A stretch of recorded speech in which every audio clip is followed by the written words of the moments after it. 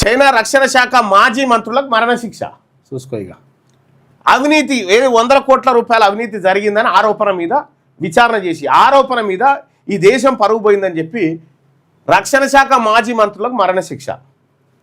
ఈడ ఒక్కొక్క స్కీమ్ మీద 1000 కోట్లు కొట్టేసారు దొంగలు.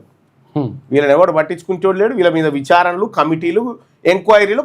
ఇంకా మళ్ళా అందులో బీజేపీలో చేరంగానే వాషింగ్ పౌడర్, నిర్మా, ఇక మీ అందరికీ తెలిసిందే. ఈ రకంగా ఇప్పటి వరకు 1,00,000 మంది అధికారులపై అవినీతిలో భాగంగా ఇప్పటి వరకు 1,00,000 మంది అధికారులపై చర్యలు తీసుకున్నారు. వారిలో అత్యున్నత స్థాయి సైనిక అధికారులు కూడా ఉన్నారట. ఇగో చైనాలకు ఇది జరుగుతూ ఉంది. ఏమనంటే ఈ దేశంలో ఇంకా వీళ్ళు లేకపోతే ఎవరు లేనన్నట్టుగా ఈ దేశంలో ఉన్నటువంటి పౌరులు అభివృద్ధి చెందాలి. ఈ దేశంలో ఉన్నటువంటి సమాజం అభివృద్ధి చెందాలి. ఈక్వాలిటీ రావాలి. ప్రజలందరి మధ్య సమానత్వం ఏర్పడాలి. అయ్యి లేకుండా ఈ డ్రామాలు ఇలా ఏ ముఖం పెట్టుకొని వస్తున్నారండి నరేంద్ర మోడీ గారు? కులగణన ఏమైందండి? కులగణన ఏమైంది? 33% మహిళా రిజర్వేషన్లో బీసీ మహిళలకు వాటా లేదా?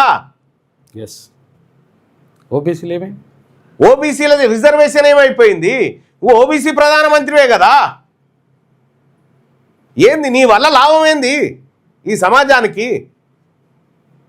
కాబట్టి ఈ విధానం చాలా తప్పు అన్న విషయాన్ని తెలియజేస్తా ఉన్నాను. ఫస్ట్ ఏ పేపర్ చూస్తున్నాను? వెలుగు.